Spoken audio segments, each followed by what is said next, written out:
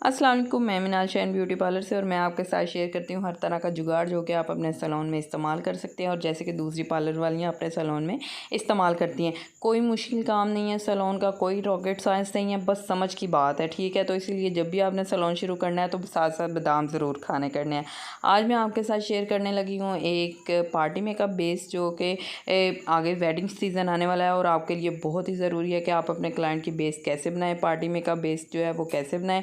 आपको मेरे चैनल पर ब्राइडल बेस सांवले रंग पे बेस बनाने का तरीका, एक्ने वाली स्किन पे बेस बनाने का तरीका, हर तरह की बेस की वीडियोस जो है आपको मेरे चैनल पर मिल जाएगी। आप ज़रूर जो है मेरे चैनल को विज़िट करें। बहुत ही इन्फॉर्मेटिव वीडियोस जो है वो आपके लिए पड़ी हुई हैं और जाओ जाके देख। अच्छा जी, यहाँ स्टार्ट करते हैं कि अपनी हमने पार्टी में बेस जो है वो कैसे बनानी है। सबसे पहले जी, जब आपके पास क्लाइंट आएगा बुकिंग देने के लिए, आपने उनकी स्किन चेक कर लेनी है। उनको आपने कहना है कि जब भी आपने मेकअप से पहले ज़रूर कोई ना कोई स्किन ट्रीटमेंट लेना है, ठीक है। आप चाहे तो फेशियल करवा लें, चाहे तो आप स्किन पॉलिश करवा लें। जी देखें जी, अगर आपकी स्किन नीट क्लीन होगी तो तभी मेकअप करने का भी मज़ा आएगा और मेकअप जो है वो स्टेबल भी रहेगा। लोग करते ये हैं कि कुछ भी नहीं करते, घर से ब्लीच करवा के आ जाते हैं तो फिर कहते हैं जी मेकअप करें, लोग फिर बाद में उनका मेकअप ठहरता नहीं है और स्टेबल नहीं रहता, तो फिर वो कहते हैं जी आपका मेकअप ये था वो था। तो बेस बनाने के लिए सबसे पहले आपने जी उनको कहना है आपने कोई फेशियल या स्किन पॉलिश ज़रूर लेनी है। उसके बाद जी जब आपसे वो मेकअप करवाने आए तो आपने अपने क्लाइंट की जो स्किन है वो सबसे पहले मॉइस्चराइज़ कर लेनी है। अच्छे से मॉइस्चराइजिंग करने के बाद जी आपने उनको लगाना है प्राइमर। आपके क्लाइंट की स्किन अगर जो है वो ऑयली है तो आपने सिलिकॉन प्राइमर उनको लगा लेना है। अदरवाइज़ जैसी भी स्किन है उसके अकॉर्डिंग आपने उनको प्राइमर लगा लेना है। प्राइमर लगाने का मकसद ये होता है कि जब हम प्राइमर लगा लेते हैं तो वो एक लेयर बन जाती है, ठीक है। जो लेयर होती है उसके बाद जो हमने कोई भी प्रोडक्ट जो उसके ऊपर लगाना है वो जो लेयर है वो उस प्रोडक्ट को कैच कर लेती है, जिससे हमारी जो बेस होती है वो लॉन्ग लास्टिंग रहती है और ज़्यादा स्टेबल रहती है और जो फ्लॉलेस बनती है। प्राइमर लगाने के बाद हमेशा हमने 1 या 2 मिनट के लिए स्किन को छोड़ देना है ताकि जो हमने प्राइमर लगाया है उसकी एक लेयर बन जाए, ठीक है। इस लेयर पे ही हमने इसके बाद जो भी प्रोडक्ट लगाने हैं वो इस लेयर ने ही कैच करने हैं, जिससे हमारी जो बेस है वो जो है फ्लॉलेस बनेगी और ज़्यादा स्टेबल रहेगी। अच्छा जी, सबसे पहले आपने लगा लेना है मॉइस्चराइज़र के बाद आपने लगाना है प्राइमर लगाने के बाद जी हमने लगा लेना है कंसीलर आपने अपने क्लाइंट की स्किन के अकॉर्डिंग लगाना है। अगर तो उस पर दाने वगैरह है तो उन दानों के ऊपर जो रेड होंगे, ठीक है, उसके ऊपर आपने लगाना है ग्रीन कंसीलर।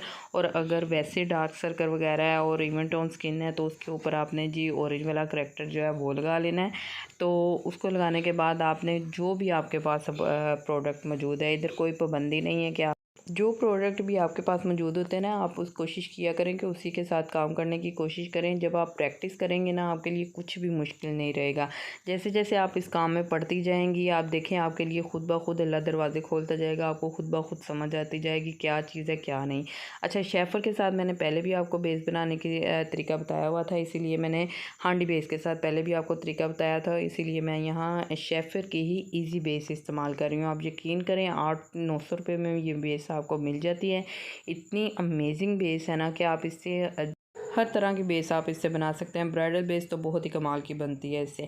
अच्छा जी, क्रीम बेस में हमने जो लिक्विड फाउंडेशन है वो इसलिए मिक्स करना होता है, उससे हमारी जो फाउंडेशन हमने लगाई है उससे की बहुत ही प्यारी जी सीन है एक ब्लेंडिंग हो जाती है, ईजी हो जाती है। जैसे कि आगे सर्दी आ रही है तो हमारी जितनी भी क्रीम बेस होंगी या हमारी जो स्टिक बेस होंगी वो जो है वो हार्ड हो जाती है, इसीलिए हम उसमें जी लिक्विड अपना मिक्स करते हैं ताकि उसकी ब्लेंडिंग अच्छी सी हो जाए।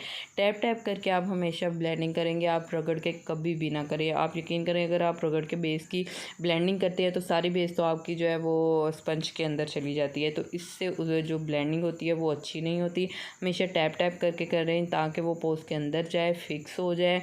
जितनी आप टैप टैप करके ब्लेंडिंग करेंगे तो आप यकीन करें फ्लॉलेस सी बेस और लॉन्ग लास्टिंग रहेगी। और जब जैसे जैसे टाइम गुजरेगा आप देखेंगे कि आपकी जो बेस है वो ज़्यादा फ्लॉलेस हो रही है।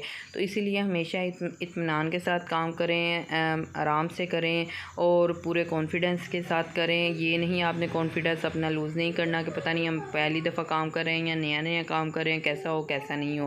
हमेशा चीज़ों को समझ के जब आप काम करेंगे तो आप यकीन करें बहुत ही अच्छा आप काम कर लेंगे। साथ साथ ही आप सेटिंग स्प्रे ज़रूर करेंगे। सेटिंग स्प्रे करने का मकसद ये होता कि जो हम प्रोडक्ट लगा रहे हैं वो सेट होता जाए, ठीक है, वो उसको उसके बाद हम जो भी लगाएं वो ना ख़राब हो, ठीक है। इसीलिए हम साथ साथ सेटिंग स्प्रे लगाते जाते हैं। अगर आपने सेटिंग स्प्रे यूज़ नहीं करनी तो जैसे आपका काम पूरा मेकअप हाइलाइटर और लिपस्टिक लगाने से पहले आपने फिक्सिंग स्प्रे कर लेनी है। याद रहे, हाइलाइटर लगाने से पहले आपने फिक्सिंग स्प्रे करनी है। अगर आप हाइलाइटर के बाद फिक्सिंग स्प्रे करेंगे तो वो और तरह की शाइनी हो जाती है फेस की। इसीलिए हमेशा आपने हाइलाइटर लगाने से पहले फिक्सिंग स्प्रे करनी होती है ताकि आपका जितना भी मेकअप है वो फिक्स हो जाए। अच्छा जी, स्टिक लगाने के बाद आप चाहें तो मिनरल बेस लगा लें। अगर आपके क्लाइंट की विश है कि वो हैवी बेस चाहता है तो आप मिनरल बेस लगा लें। मिनरल बेस लगाने के बाद कोई भी लूज़ पाउडर लगा लें। अगर आपने मिनरल बेस नहीं लगानी, आपने स्टिक बेस लगाई है, स्टिक बेस लगाने के बाद आप कोई भी कॉम्पैक्ट पाउडर लगा लें। कॉम्पैक्ट पाउडर जब हम लगाते हैं तो इसका मकसद ये है कि हमारी जो बेस है वो लॉक हो गई है। उसके बाद कॉम्पैक्ट पाउडर लगाने के बाद आप कोई भी बेस का प्रोडक्ट नहीं लगा सकते। अगर आप कोई भी कॉम्पैक्ट पाउडर लगाने के बाद आप या लूज़ पाउडर लगाने के बाद आप कोई भी बेस का प्रोडक्ट लगाते हैं तो उससे आपकी जो बेस है वो ख़राब हो जाती है, वो पैची हो जाती है और वो कहीं से उतरी होती है, कहीं पर लगी होती है, तो वो बेस फ्लॉलेस नहीं रहती। इसीलिए जब आपने कॉम्पैक्ट पाउडर लगा लेना है तो उसके बाद आपने कुछ बेस के ऊपर बेस का प्रोडक्ट कोई नहीं लगाना, आप मेकअप कर सकते हैं, ठीक है। यहाँ मैं हाइलाइटर इसलिए लगा रही हूँ कि इससे आपका जो फेस होगा उसमें एक ग्लो सा आ जाएगा। आप अपने क्लाइंट की स्किन के अकॉर्डिंग शेड आपके सामने है, ये गैब्रीने के हाइलाइटर हैं, तो आप आपके पास जो भी है, ठीक है, आपने उसमें से कोई भी हाइलाइटर जो है ऐसे अपने क्लाइंट की स्किन के अकॉर्डिंग आपने पूरे फेस के ऊपर बड़े ब्रश के साथ लगा देना है। इससे आपकी बेस जो है बहुत ही फ्लॉलेस होगी। यहाँ मैंने फिक्सिंग स्प्रे की है। फिक्सिंग स्प्रे करने का मकसद ये होता है कि ये बेस हमारी जो है यहाँ फिक्स हो जाए, ठीक है, इतनी जम जाए तो ख़राब ना हो। तो देखें आप, मैंने जब ये मैं बेस बना रही थी तो मैंने पंखा बंद किया हुआ था। मेरे सैलून का पंखा बंद था क्योंकि पहले मैं साथ साथ ही वीडियो पे वॉइस भी कर रही थी, लेकिन बाद में फिर मैंने जब उसकी सेटिंग की तो फिर मैंने वॉइस ओवर बाद में किया। यहाँ इतनी गर्मी है, ये देखें पसीना आ रहा है मेरी स्किन के ऊपर। तो जब आप देखेंगे बेस के अंदर से पसीना निकल रहा है, ठीक है। ये जब भी आप बेस बनाती हैं तो आप देखें कि बेस के अंदर से पसीना निकलता है, बाहर से नहीं लगता। तो जो करती हैं जी फेस के ऊपर बेस बनाने के बाद पानी गिरा के आपको बता रही होती हैं कि ये बेस हमारी वाटरप्रूफ है, ये बेस हमारी वाटरप्रूफ है। वाटरप्रूफ बेस से अंदर से जो पसीना निकलता है ना उससे ख़राब होती है। बाहर देखें हमारे इवेंट के ऊपर हमें किसी ने पानी थोड़ी फेंकना होता है, तो आपने ये बातें भी समझनी होती है, ठीक है। अच्छा, अंदर से पसीना हमारे स्किन से निकलता है, तो ये आपने अपने क्लाइंट को गाइड ज़रूर करना है जी। आपने अपने साथ टिशू कैरी करना है। टिशू कैरी जब भी आपको लगे कि आपको पसीना आ रहा है तो आपने टैप टैप करके अपनी बेस साफ़ करनी है, अपना मेकअप टैप टैप करके साफ़ करना है। आपने रगड़ के साफ़ नहीं करना। अगर रगड़ के साफ़ करेंगे तो वो तो जी ऑटोमेटिकली है जो बेस ख़राब होगी, ठीक है।